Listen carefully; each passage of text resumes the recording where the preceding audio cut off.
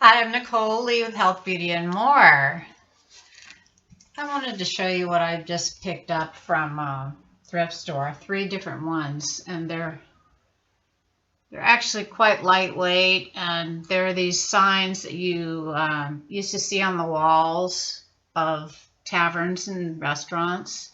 This one's a Merlot, and I am part artist and part researcher, and since these were a good deal, they are a little bit slick. I'm going to try painting on them. If it doesn't work, I can always turn them over and try the backside, which is kind of a quirky feeling.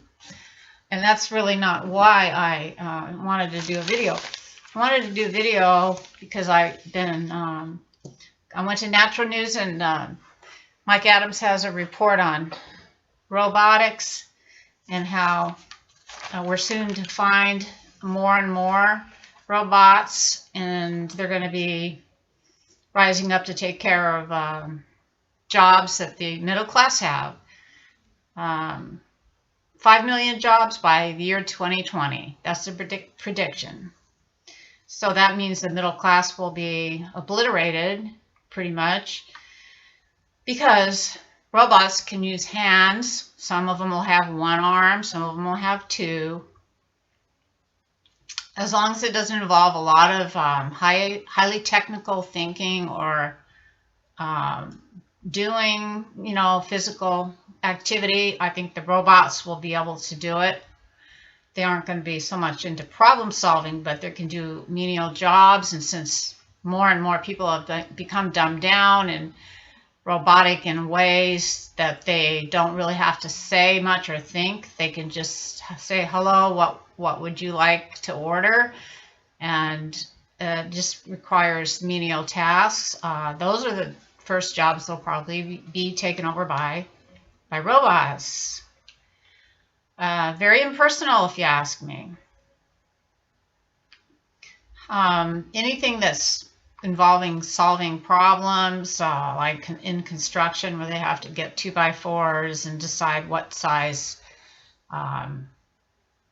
to use for building construction, or anything like masonry or concrete construction, is not going to be taken over by robots.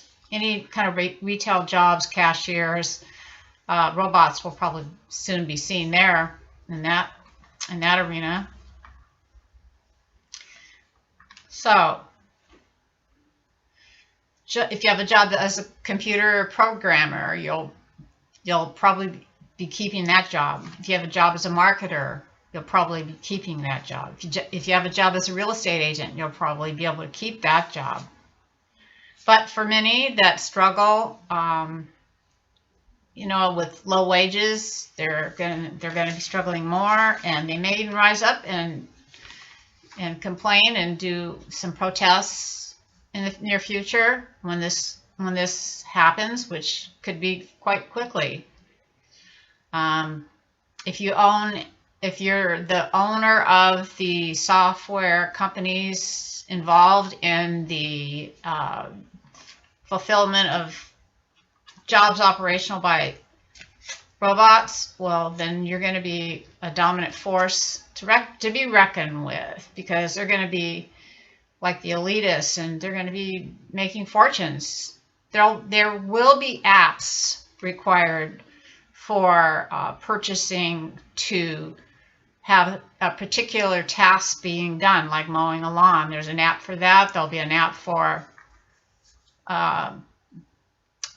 let's say, doing dishes or vacuuming your home or walking your dog. There'll be an app for anything like that. There may be license fees involved, per usage fees involved, along with these apps. You'll see police officers that are robots, for sure. You'll see more like a state militia takeovers by robots, and you don't want to mess with a robot or talk back to a robot, because they're not going to be human enough to listen. They're going to just fire at you. So you can predict what would happen when robots do take over, and man is going to need to know how to protect himself if a robot comes toward him. That's another thing to be determined. And I hope that man is able to protect himself, especially if there's a no-gun law and we have to use other means to protect ourselves from these robots.